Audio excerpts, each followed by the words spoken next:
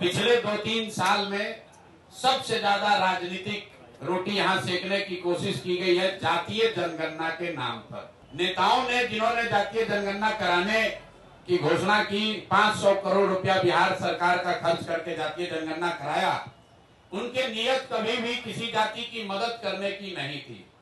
वो इस जातीय उन्माद को फैलाकर फिर से समाज में राजनीतिक रोटी सेकना चाहते थे। ऐसा इसलिए हम कह रहे हैं कि अब आपके सामने आंकड़े रख रहा हूं कि जातीय जनगणना में क्या निकल कर आया, और 2 बरस करीब 18 महीने हो गए जातीय जनगणना के। रिपोर्ट 2 अक्टूबर 2023 को प्रकाशित किया गया।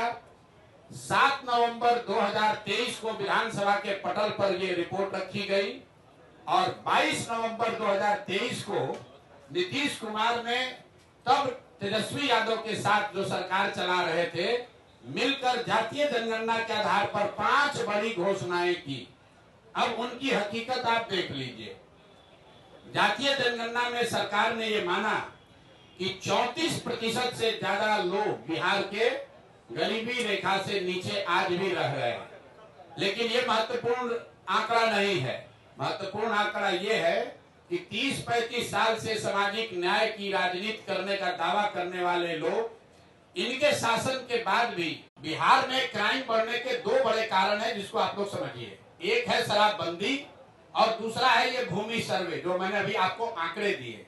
60% मर्डर के जो रजिस्टर्ड केस हैं बिहार सरकार के आंकड़ों के हिसाब से, वो कहीं न कहीं भूमि के विवाद से जुड़ा हुआ मामला है।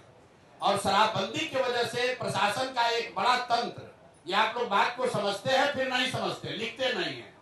प्रशासनिक तंत्र का एक बड़ा हिस्सा सिर्फ शराबबंदी लागू करने, उसको रोकने, उससे कमाने, उसको छिपाने में लगा हुआ है।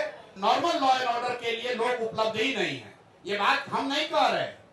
इसी सरकार के दौरान पीछे जो चीफ जस्टिस ऑफ इंडिया थे, उन्होंने कहा कि इस तरह के आप कानून बनाते हैं तो पूरा जो लॉ एंड ऑर्डर की व्यवस्था है, कोर्ट और कचहरी है, सब चोक हो गया है। ना जेल में रहने की जगह है, ना न्यायालयों में न्याय होने की संभावना। 1 लाख से ज्यादा लोग अभी जेल में हैं। कोई पूछने वाला नहीं है कि भाई 1 लाख लोग को कब बेल मिलेगा। ये कौन 1 लाख लोग हैं? ये दलित हैं, ये पिछड़े हैं, ये मुस्लिम हैं, ये समाज के गरीब घर के लोग हैं, जिनके पास कोर्ट में जाकर बेल लेने का भी साधन पैसा नहीं है। और जो पैसा वाला है वो शराब माफिया बनकर करोड़ों रुपया का लूट कर रहा है। हमको लोग कह रहा है भैया शराबबंदी हटाने के बाद क्यों करते हैं? अरे भाई, हम शराबबंदी हटाने की बात नहीं कर रहे हैं। शराबबंदी के नाम पर बनाए हुए इस गंदे कानून को हटाने की बात कर रहे हैं।